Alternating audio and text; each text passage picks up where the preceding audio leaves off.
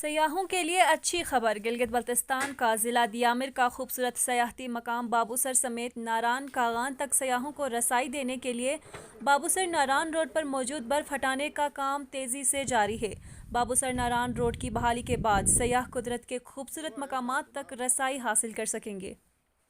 بہار کی آمد کے ساتھ ہی گلگت بلتستان کے سیاحتی مقامات کی طرف سیاحوں کا رخ مڑ جاتا ہے۔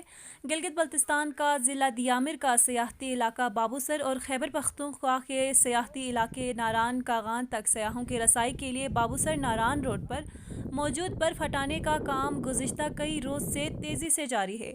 بابوسر ناران روڈ بحال کرنے کے لیے بابوسر اور ناران کے دونوں اطراف سے برف ہٹانے کا عمل جاری ہے۔